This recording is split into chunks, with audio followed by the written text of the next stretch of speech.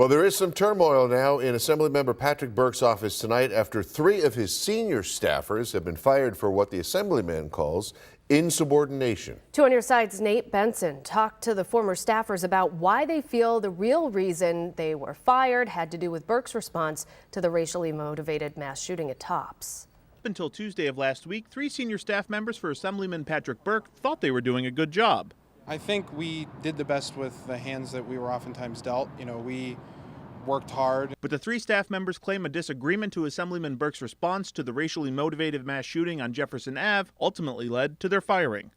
Honestly, he called us, called myself and Matt on Sunday night, and it seemed like he was going to take a strong stand. He said he wanted to give a speech on the assembly floor the following day. According to the staff, they stayed up late researching the topic for Burke to deliver remarks.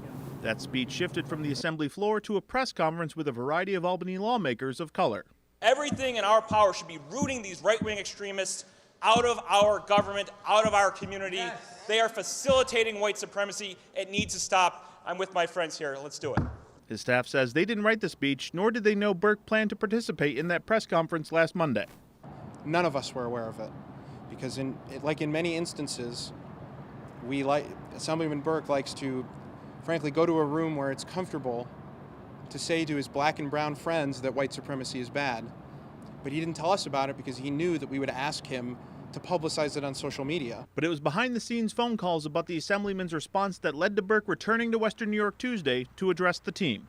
We were told, quote, "I know emotions are high because this happened in Buffalo, but we need to stick to our program. We'll leave this for other members of the delegation. We're going to stick with our program." And it really felt like he was afraid about re-election just because of the district. Matt had suggested an idea of doing like a Hands Across South Buffalo event and, or across our whole district event. And, largely we just imagined that wouldn't happen. He called me emotional a couple times. And finally I said, Pat, I am emotional because I had to sit with my mother in her bedroom for 2 hours consoling my 4 black sisters about the fact that they're afraid to go to school, they're afraid to leave the house, they're afraid to get on the bus.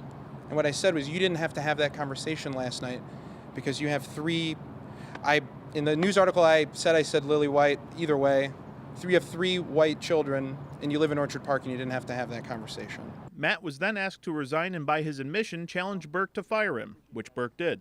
Burke then fired his legislative and communications directors for insubordination.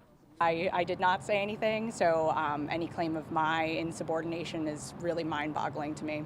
We asked Burke's office on Friday for a response and gave them the weekend to set up an interview. Instead, we received a statement saying, in part, "I found their accusations bizarre, offensive, and completely off base, considering my long history of speaking out against white supremacy and my actions and statements over the past week." And his office sent screenshots of the Assemblyman being outspoken against hate speech from the past.